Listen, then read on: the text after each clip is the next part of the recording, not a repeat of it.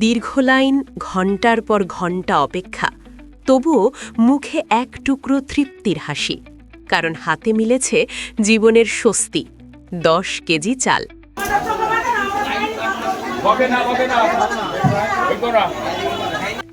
মেহেরপুর জেলার বারাদি ইউনিয়ন পরিষদে ভিজিএফ কর্মসূচির আওতায় চাল বিতরণে এমনই চিত্র দেখা গেছে।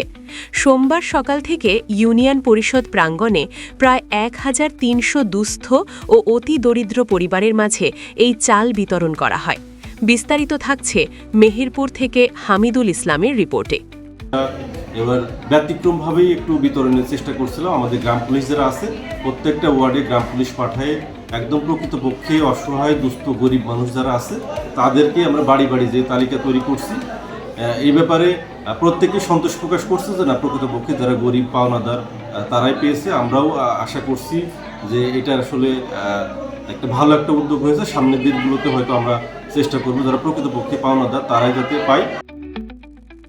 দীর্ঘ লাইনে দাঁড়িয়ে থাকা মানুষগুলোর মাঝে ছিল না কোনো বিরক্তি, বরং ছিল এক ধরনের উৎসবের আবহ।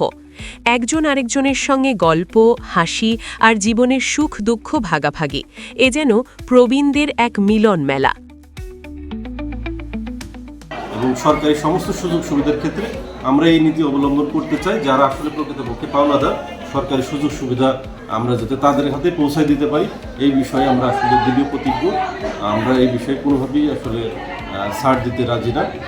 এই কর্মসূচির সবচেয়ে ইতিবাচক দিক, এবার প্রকৃত উপকারভোগীদের হাতে পৌঁছেছে তাদের ন্যায্য অধিকার।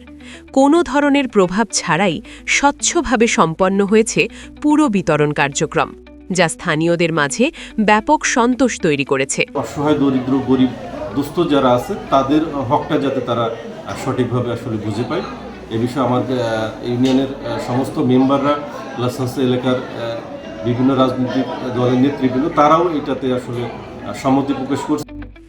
10 কেজি চাল হয়তো অল্প, কিন্তু এই স্বল্প সহায়তাই 10 দিনের চিন্তা মুক্তির হাসি এনে দিয়েছে শত শত পরিবারের মুখে।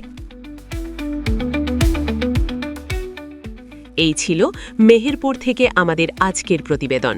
আর এমন গুরুত্বপূর্ণ ও সত্য সংবাদ পেতে চ্যানেল RA নিউজের সাথেই থাকুন।